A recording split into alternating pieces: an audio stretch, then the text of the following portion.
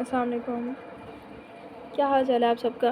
अच्छा, आज हम क्वालिटेटिव रिसर्च का लेसन नंबर 17 पढ़ेंगे। यहाँ पे लेसन 36 दिया हुआ है, मिस्टेक है यहाँ पे, लेकिन है ये लेसन आपका 17। बायोग्राफिकल स्टडी, टॉपिक नंबर 56 से 58। बायोलॉजिकल स्टडी, ठीक है। बायोलॉजिकल स्टडी ये मेथड किसी एक इंसान की ज़िंदगी की पूरी मालूमात होती है, मतलब उसकी हिस्ट्री, बैकग्राउंड, ठीक है, चाहे वो नेशनल हीरो हो, चाहे कंट्रोवर्सल पर्सन हो, ठीक है, लेकिन एक इंसान की पूरी लाइफ के बारे में बताना। बायोग्राफी स्टडी एक इंटरप्रेटिव रिसर्च मेथड है, ठीक है, जिसमें रिसर्चर किसी पर्सन की ज़िंदगी को गहराई से जानता है, पर्सनल जानने की कोशिश करता है। ये स्टडी लाइफ हिस्ट्री या ज़िंदगी के स्पेसिफिक हिस्सों पर हो सकती है, ठीक है। एग्जाम्पल, अगर रिसर्चर अब्दुल सारी, मैं पाकिस्तान की एग्जांपल दे रही हूँ, अब्दुल सारीदी हैं, उनकी बायोग्राफी अगर कोई स्टडी कर रहा है तो उनकी पूरी ज़िंदगी के बारे में डेटा कलेक्ट करना पड़ेगा। उनका चाइल्डहुड क्या था, स्ट्रगल्स उनके पास क्या थी, उन्होंने क्या किस चीज़ों पर उन्होंने काम किया, उनके पर्सनल थॉट्स और बिलीव क्या था, ये सारी चीज़ें देखनी पड़ेगी। एक और एग्जांपल यहाँ पे मेरे जहन में आ रही है। एक रिसर्चर अगर एक जेल में बंद सीरियल किलर से इंटरव्यू करे तो उसकी ज़िंदगी और क्राइम का क्या ताल्लुक़ है, तो उसमें प्राइवेसी का ख्याल रखना चाहिए, ठीक है। इंटरव्यू करने के बाद उसे पूछे कि आपने फ़र्स्ट टाइम कब किया था क्राइम, ठीक है। और ट्रस्ट और कंफर्टेबल उसको करेगा तो ही वो आपको रिस्पॉन्ड करेगा, वरना वो गलत क्वेश्चन के आंसर देगा तो फिर आपकी रिपोर्ट ख़राब हो सकती है, ठीक है। Data collecting techniques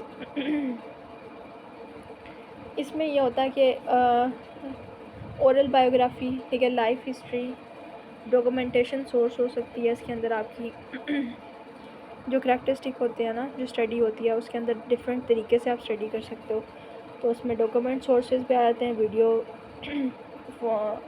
photos, audio में, और पर्सनल नेटिव्स भी आ सकते हैं, लाइफ स्टोरी वो उसके अपनी ज़बानी भी सुन सकते हो। Setting and procedure sorry biographical study setting and procedure. कभी कभी रिस्पॉन्डेंट रूड या इमोशनल हो सकता है, लेकिन रिसर्चर को सब्र और समझदारी का काम लेना चाहिए। उस वक्त उसके बिहेवियर को समझना चाहिए, उसकी फीलिंग्स को समझना चाहिए। अगर वो गुस्सा कर रहा है या फिर वो चीख रहा है तो उस तरह उसी तरह डील करना चाहिए, ना कि आप भी उसके ऊपर उल्टा चीखो।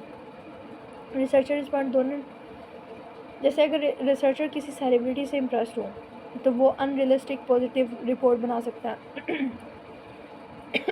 सॉरी, अगर कोई रिसर्चर सेलिब्रिटी से इम्प्रेस हो तो वो उसकी पॉजिटिव थिंग्स देखेगा, उसकी नेगेटिव थिंग कभी भी नहीं देखेगा, तो वो गलत रिपोर्ट होगी।